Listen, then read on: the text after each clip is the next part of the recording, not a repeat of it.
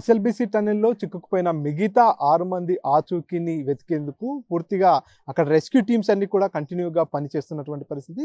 56 రోజుల పాటు కూడా రెస్క్యూ సిబ్బంది అంతా కూడా నిరంతరాయంగా పనిచేస్తున్నటువంటి నేపథ్యంలో పూర్తిగా అక్కడ పనులంతా కూడా వేగంగా కొనసాగుతున్నటువంటి పరిస్థితి. లోపల 3 ఎస్కవేటర్లతో లోపల ఉన్నటువంటి మట్టి బురదనంతా కూడా తోడి కన్వేయర్ బెల్ట్ పై వేస్తూ పనులు ముందుకు సాగిస్తున్నటువంటి పరిస్థితి. కానీ కన్వేయర్ బెల్ట్ నిన్న ఏదైతే కన్వేయర్ బెల్ట్ పనులు నడుస్తున్నటువంటి నేపథ్యంలో తెగిపోయినట్టుగా సమాచారం అందుతున్నటువంటి పరిస్థితి. ఈ నేపథ్యంలోనే పనుల్లో కొంత అంతరాయం ఏర్పడినటువంటి పరిస్థితి. కన్వేయర్ బెల్ట్ అందుబాటులోకి రాకముందు వరకు కూడా పనులంతా కూడా కొంత నెమ్మదిగా కొనసాగినటువంటి పరిస్థితి. ఎందుకంటే లోపల నుంచి తీస్తున్నటువంటి మట్టి బురదనంతా కూడా బయటికి తరలించేందుకు లోకో ట్రైన్ ఆధారంగా అక్కడి నుంచి బయటికి పంపించినటువంటి పరిస్థితి. కానీ ఎప్పుడైతే కన్వేయర్ బెల్ట్ అందుబాటులోకి వచ్చిందో ఆ రోజు నుంచి కూడా పనుల్లో పురోగతి ఎక్కువగా కనిపించినటువంటి పరిస్థితి. అక్కడ లోపల పనిచేసేటటువంటి హిటాచీలన్నీ కూడా అక్కడ ఉన్నటువంటి మట్టి బురదనంతా కూడా తోడిన తర్వాత ఆ కన్వేయర్ బెల్ట్ పై వేస్తే అదంతా కూడా బయటికి పంపిస్తూ పనులన్నీ కూడా చాలా వేగవంతంగా నడుస్తున్నటువంటి పరిస్థితి. ఈ నేపథ్యంలోనే నిన్నటిదాకా వేగంగా నడిచినటువంటి పనులు ఒకసారిగా కన్వేయర్ బెల్ట్ తెగిపోయినటువంటి కారణంతో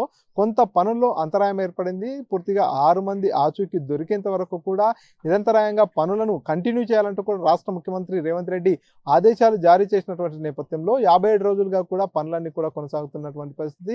కన్వేయర్ బెల్ట్ మళ్ళీ పునరుద్ధరణ చేసేందుకు అక్కడ సిబ్బంది అంతా కూడా శ్రమిస్తున్నటువంటి పరిస్థితి. మళ్ళీ కన్వేయర్ బెల్ట్ కనుక పూర్తి స్థాయిలో అందుబాటులోకి వస్తే కనుక పనుల్లో మరింత వేగవంతంగా పూర్తి అవుతుంది. వారంతా కూడా టార్గెట్ పెట్టుకొని ముందుకెళ్తున్నారు. అతి త్వరలోనే ఇదంతా కూడా ఈ రెస్క్యూని పూర్తి చేయాలి, ఆ 6 మంది ఆచూకీని గుర్తించాలనేటటువంటి లక్ష్యంతో ముందుకెళ్తున్నటువంటి పరిస్థితి. మరోపక్క ఈ టన్నెల్ పనులను కూడా ప్రారంభించేందుకు టన్నెల్ కోసం బడ్జెట్ని కూడా కేటాయించినటువంటి నేపథ్యంలో టన్నెల్ తవ్వకాలను కూడా ప్రారంభించేటటువంటి పనిలో కూడా అధికారులు ఉన్నట్టుగా తెలుస్తుంది. అందులో భాగంగానే ఏదైతే మన్నెవారిపల్లి నుంచి తవ్వుకుంటూ ఉన్నటువంటి టీబీఎం మిషన్కు సంబంధించినటువంటి బేరింగ్ పోయినటువంటి నేపథ్యంలోనే అక్కడ మిషన్ అంతా కూడా ఆగిపోయినటువంటి పరిస్థితి, పనులు ఆగిపోయినటువంటి పరిస్థితి. ఈ నేపథ్యంలోనే టీబీఎం మిషన్ను ఇతర దేశాల నుంచి తెప్పిస్తున్నటువంటి నేపథ్యంలో నిన్న టీబీఎం మిషన్ దగ్గరికి ఏదైతే మనవారిపల్లి దగ్గరికి ఆ టీబీఎం మిషన్కు సంబంధించినటువంటి బేరింగ్ పరికరం కూడా రావడం జరిగింది. బేరింగ్ పరికరాన్ని భారీ క్రేన్ సాయంతో టన్నెల్ లోపలికి తీసుకెళ్లినటువంటి పరిస్థితి. పూర్తిగా ఏదైతే అక్కడ మనవారిపల్లి నుంచి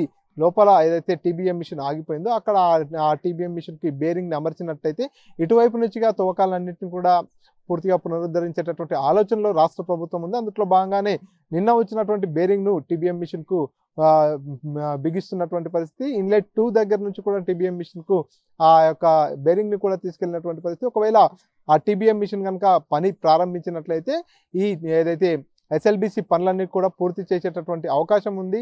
దీనికి సంబంధించి కూడా వారంతా బైపాస్లో కూడా ఈ టన్నెల్ పనులు నిర్వహించేందుకు పూర్తిగా జియోలాజికల్ సర్వే టీం కూడా పనిచేస్తున్నటువంటి పరిస్థితి. ఈ నేపథ్యంలోనే ఒక పక్క ఎస్ఎల్బీసీ పనులను కొనసాగిస్తున్నాయి, మరొక పక్క రెస్క్యూ పనులను నిర్వహించేటటువంటి ప్రయత్నం అయితే అధికారులు రాష్ట్ర ప్రభుత్వం చేస్తున్నటువంటి పరిస్థితి. ప్రపంచంలో ఏ మూల ఏ క్షణం ఏం జరుగుతుందో వేగంగా తెలుసుకోవడానికి తొలి వెలుగు వాట్సాప్ ఛానల్ని ఫాలో చేయండి.